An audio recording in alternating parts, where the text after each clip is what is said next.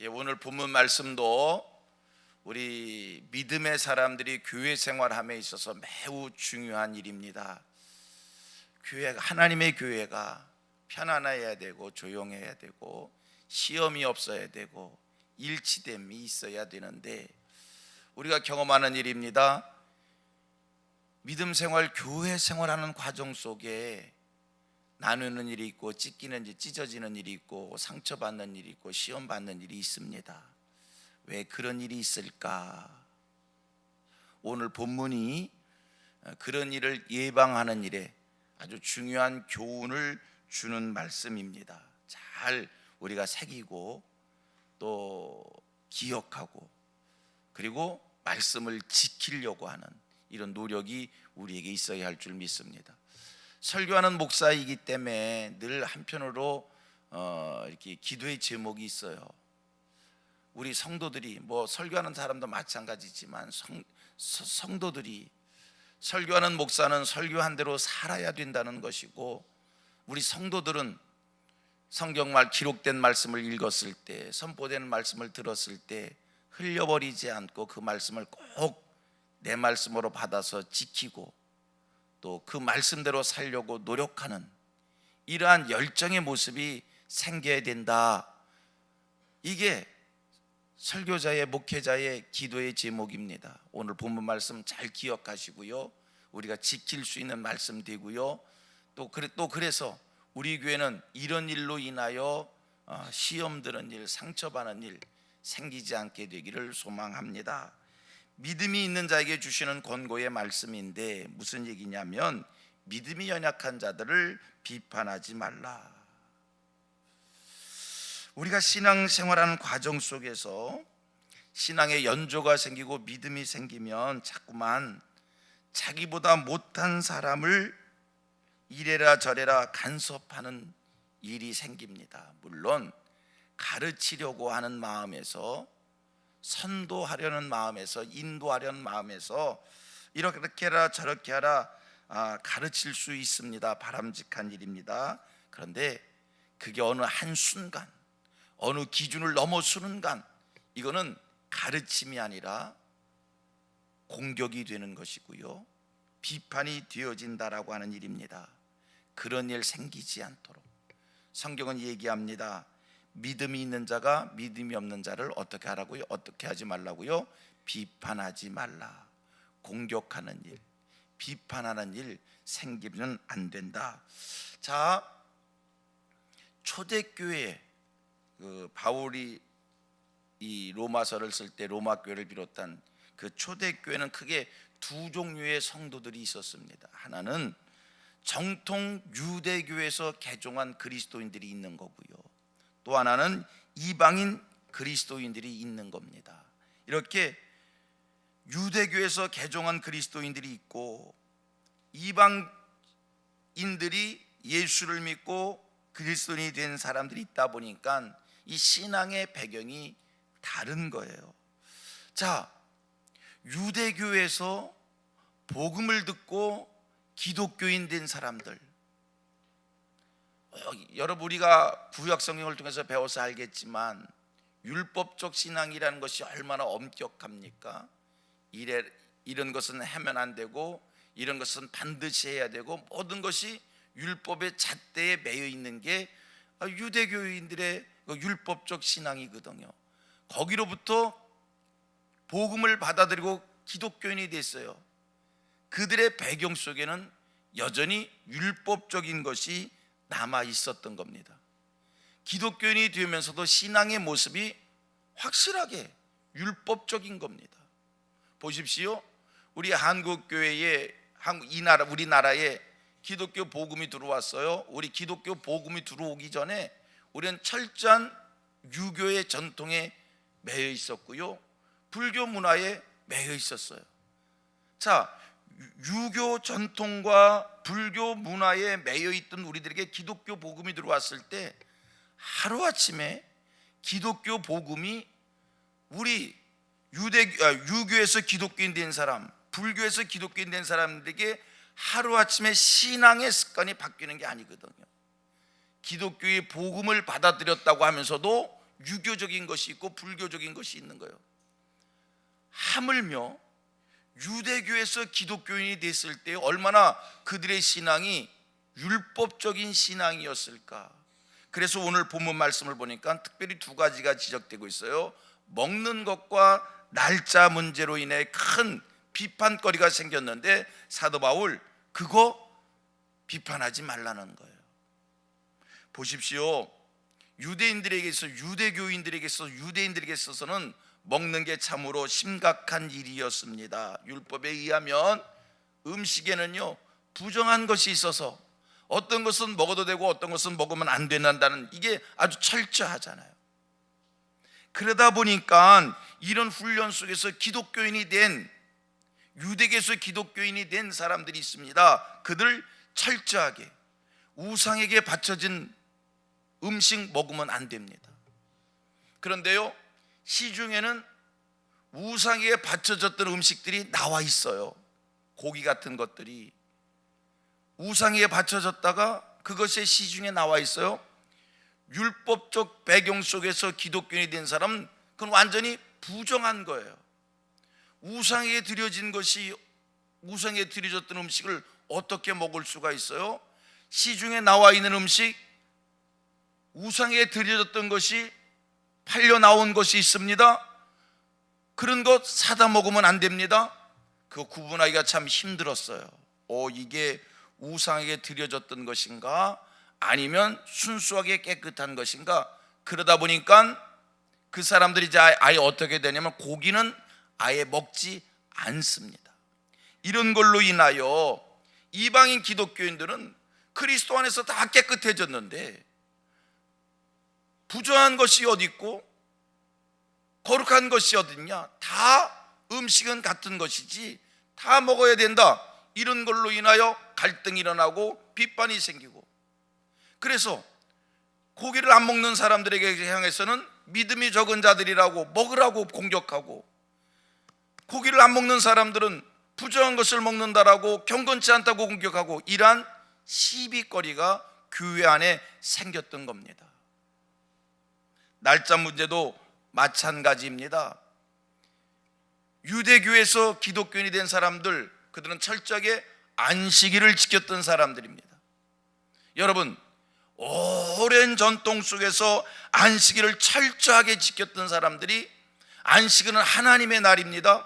기독교의 복음, 하나님, 우리가 기독교 예수 그리스도의 복음이라고 해서 그 하나님이 다른 하나님입니까? 똑같은 하나님이잖아요. 그러다 보니까 안식일은 하나님의 날을 지키는 건데, 유대교에서 기독교인 된 사람들 안식일을 지켜야 된다는 겁니다.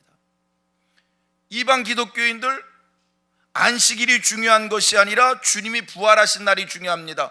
안식일에 매이지 말라는 겁니다. 이걸로 인하여 날짜 문제로 다툼이 생깁니다. 이런 갈등의 소지 속에서 바울 사도의 가르침이 뭡니까? 판단하지 말라는 겁니다. 판단하는 것은 하나님이 하시는 일인데 왜 너희들이 판단하느냐. 자, 6절 말씀 같이 읽습니다. 시작. 먹는 자도 주를 위하여 먹으니 이는 하나님께 감사함이요, 먹지 않는 자도 주를 위하여 먹지 아니하며 하나님께 감사하니라. 사도 바울의 이야기는 왜 그거 가지고 싸우냐. 나를 중히 여기는 자도 주를 위한 것이고 먹는 자도 다 주를 위한 것이니, 다 주를 위한 일인데, 그러면서 바울 사도 결론 얘기입니다. 형식에 매이지 말라. 여러분, 생각해 봅니다. 오늘 본문을 보면서 어떤 교훈을 받게 되냐면, 우리가 세상 살다 보면 어떤 경우 누구를 비판할 때가 있습니다. 누구를 비판할 때가 있습니다. 오늘 성경도 마찬가지잖아요. 이 비판에서부터 시작된 거예요. 누구를 비판할 때가 있습니다. 누구를 지적할 때가 있습니다. 질문합니다. 지적의 기준이 뭡니까? 비판의 기준이 뭡니까? 성경이었습니까? 다시 우리가 세상을 살다 보면, 교회 공동체 속에서 신앙생활 하다 보면 누구를 지적합니다. 잘못됐다는 거예요. 왜 그러느냐는 거예요. 그렇게 하면 안 된다는 거예요. 누구를 비판합니다. 시비합니다. 공격합니다. 넌 왜 그것밖에 안 됐냐는 거예요. 좀 더 잘하라는 거예요. 묻습니다. 무엇이 기준이었습니까? 성경이었습니까? 우리는 성경이었다고 얘기하지만 그러나 정직하게 솔직히 고백하면 내가 기준이었습니다. 나같지 않다고 지적한 것이고 나같지 않다고 공격한 겁니다. 오늘 성경 본문 말씀 속에 바울 사도의 지적입니다. 믿음이 있다는 사람이 믿음이 약한 사람을 비판하지 말라. 오늘 먹는 것과 날짜 문제를 가지고 서로 시비가 생겼습니다. 다툼이 생겼습니다. 왜 다툼이 생긴 겁니까? 성경이었습니까? 나같지 않았다는 것 때문에 시비였고 나같지 않았다는 것 때문에 공격이었습니다. 바울 사도의 얘기입니다. 모든 것이 다 주를 위한 것이다. 본질을 중히 여긴 것이지 그 너희들이 할 바가 아니다. 성도님들, 이 땅을 살아가면서 누구를 지적할 때, 누구를 시비할 때, 공격할 때 내가 기준이 되지 않도록 하나님 앞에서 지혜를 구하실 수 있기를 바랍니다. 내가 기준이 되면 안 됩니다. 내가 기준이 될 수 없습니다. 물론 누구를 가르칠 수 있습니다. 가르쳐야지요. 인도해야지요. 그래야 그가 배우지요. 여러분, 2번 이상 권면하는 것 아닙니다. 2번까지만. 2번 이상 넘어가는 거는, 지나가는 거는 자기 주장입니다. 상대방의 입장이 있는 겁니다. 상대방의 형편이 있는 겁니다. 말 못할 사정이 있는 겁니다. 그 사람의 신앙의 수준입니다. 그 사람의 환경입니다. 자, 2번까지입니다. 몰라서 못하는 경우는 가르쳐 주는 겁니다. 그런데 2번 가르쳤습니다. 못할 때는 그 사람의 말 못할 사정이 있는 겁니다. 형편이 있는 겁니다. 설사 비신앙적이고 설사 비복음적이라 할지라도 몇 번까지? 2번까지입니다. 자, 성경 4절을 읽습니다. 4절 읽습니다. 시작. 남의 하인을 비판하는 너는 누구냐? 그가 서 있는 것이나 넘어져는 것이 자기 주인에게 있으며 그가 세움을 받으리니 이는 그를 세우시는 권능이 주께 있음이라. 누가 남을 비판하냐는 거예요. 그 사람에게 비판받을 것이 있다 할지라도 그가 누구냐? 왜 남의 하인을 비판하느냐? 여러분, 하나님의 자녀들을, 하나님의 백성들을 내가 시비해서는 안 됩니다. 내 자녀의 잘못하는 것이 있습니다. 내 자녀의 부족한 것이 있습니다. 옆집 아줌마가 분명 내 자녀가 잘못한 것이지만 옆집 아줌마가 내 자녀를 지적하고 내 자녀를 공격하면 부모의 마음은 아픈 겁니다. 부모는 싫은 겁니다. 그래서 싸움이 됩니다. 하나님의 자녀들을, 하나님의 백성들을 우리가 시비하고 공격할 수 없습니다. 하나님이 가르치실 겁니다. 하나님이 다스릴 것입니다. 모르는 것 가르쳐 줄 수 있지만 2번 이상 하는 것은 하나님이 싫어하십니다. 내가 기준 돼서 누구를 할 수 없는 일이요, 하나님께 맡기시기를 바랍니다.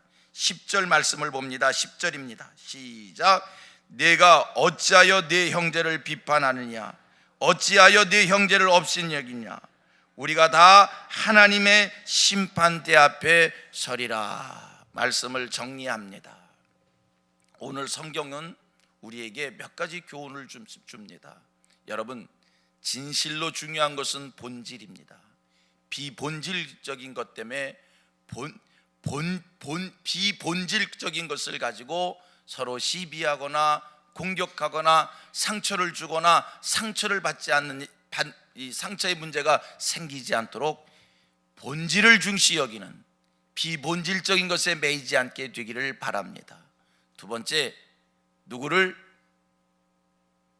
지적하고 누구를 가르칠 때, 권면할 때 절대로 내가 기준이 될 수 없습니다. 우리는 믿음이 약한 자를 인도해야 될 책임이 있습니다. 가르쳐야 될 책임이 있습니다. 그러나 그것도 도를 한 기준을 넘어서는 순간 지적이 됩니다.